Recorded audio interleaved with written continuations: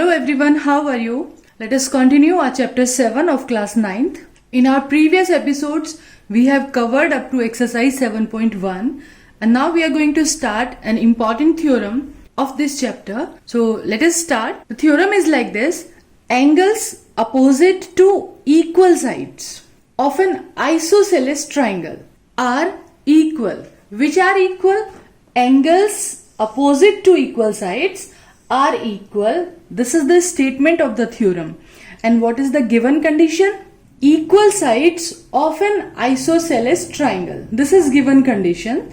An angle opposite to equal sides are equal. This we have to prove.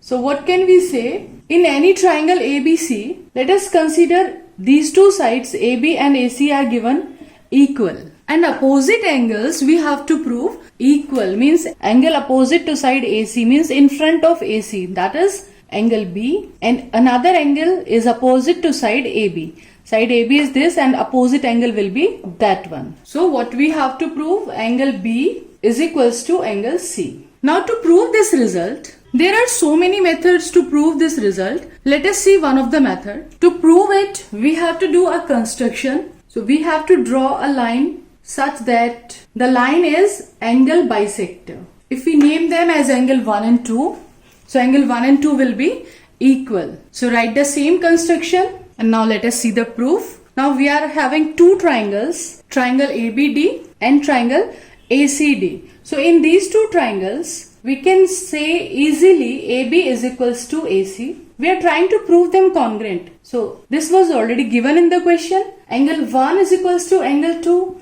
by construction. And third thing is quite obvious that this line segment AD is the part of both the triangles. One triangle we have taken A, B, D. So this side AD is here.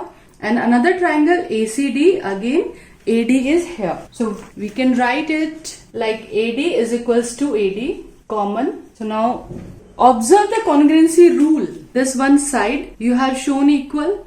Then you have taken angle and then another side. So it's quite clear.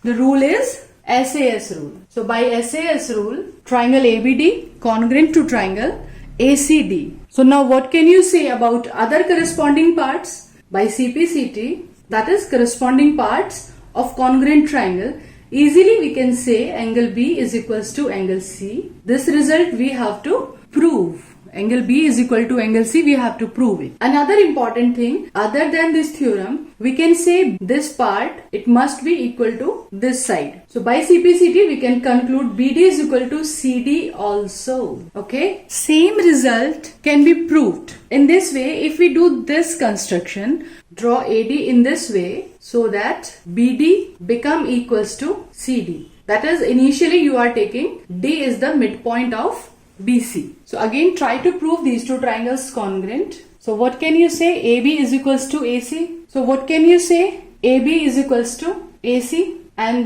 BD is equals to CD by construction. Also AD is equals to AD. It's again common in both the triangles. So now what the rule is here? One side, then second side and then third also side. So by SSS rule, triangle ABD become congruent to triangle ACD. Now other remaining corresponding parts, what can we conclude? This angle B must be equal to angle C. So just write the same result by CPCT, angle B is equals to angle C.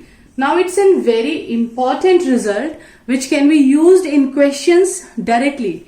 If two sides of the triangle are equal. If AB is equals to AC, any two sides are equal, then we can conclude that angle opposite to AB. Angle opposite to AB is angle C and angle opposite to AC, that is B. Okay, so this result will be used very frequently in exercise questions. And next theorem 7.3 is just converse of this. So let us see that also. The statement of this theorem 7.3 is the side opposite to equal angles means prove that sides opposite to equal angles. This time it is given angles are equal.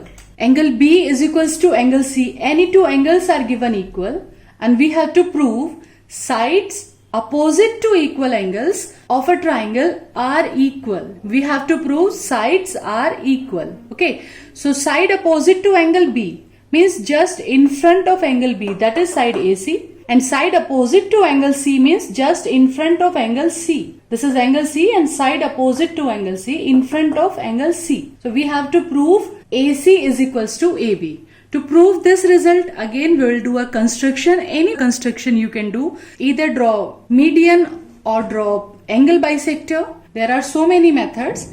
But let us take this one. Draw bisector of angle A. Always remember this result. Bisector means dividing angle in two equal parts. So for the proof we can write, first name the triangle. In triangle ABD and ACD, we can say angle B is equals to angle C. This is given. Then angle 1 is equals to angle 2 by construction. And third thing, as we have written in the previous one, AD is equals to AD as it is common. So let us check out the rule. Angle we have taken, then leaving this side, again we have taken an angle and then this third side. So what rule is forming here? It's quite obvious. By AAS rule, we can say triangle ABD congruent to triangle ACD. And then CPCT, remaining corresponding parts, that is AB of this triangle and AC of this triangle, we can conclude AB is equals to AC. Now we got this important result. If angles are given equal, then we can use that sides opposite to these angles will also equal. So students, once you get to know the proof of the theorem,